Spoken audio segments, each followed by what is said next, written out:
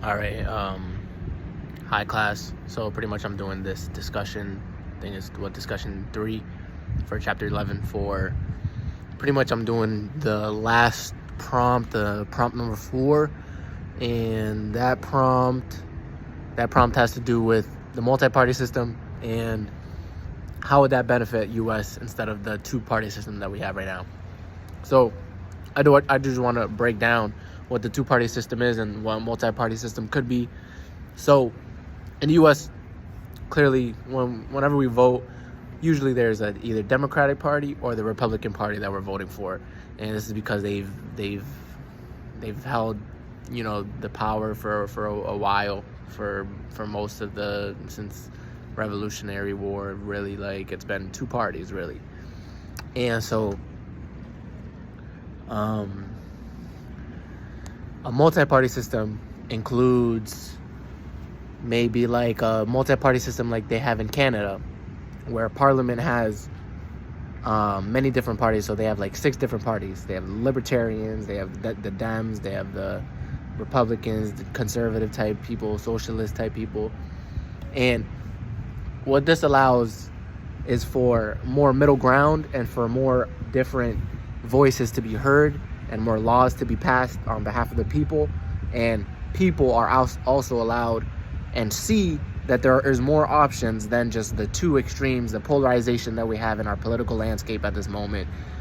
And to be honest, I think that we need to move forward more to a multi-party system and include maybe libertarians and have a stronger independent party, because the two extremes are dangerous with certain issues. Let's give an example, like abortion. One side, there are people on the Democratic side that are allowing and want abortions, and they want abortions up until 9 months, up until the mother is given birth, for no reason at all. It doesn't even have to be well-being for the mother, none of that, just because her body, her choice, right? I think that is very extreme.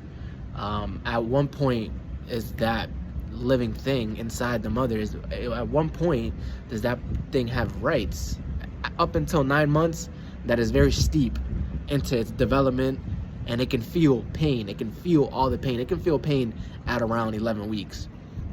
But then we also have the other extreme, the Republican Party, where they don't want any abortion.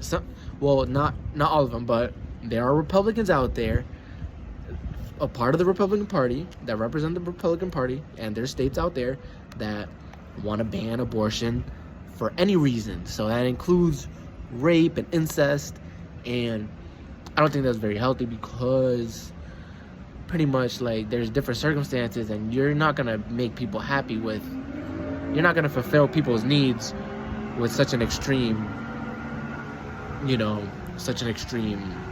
thing with such an extreme law, and with such an extreme for forbidding of. And so what I think a middle ground would be is, let's say, abortion up until 15 weeks, or rape and incest abortions, like, those are allowed. And there needs to be middle ground. So that is where these other different parties can give some middle ground, and they could represent the middle ground for these different extremes, and we could really come to an actual conversation and agreement about the nuance of all of these particular problems that we feel strongly about as civilians of the United States. And so at the end of the day, it's never going to change, because these corporations are back in these parties. The Republican Party has their sponsors, the Democrats have their sponsors, and the corporations are making money off of the laws that they're putting in, and they're really the ones. Wherever the money is, that's where the vote is, and that's where that's where the laws are at, where these corporations can make more money. And so I'm not really too hopeful that it will change.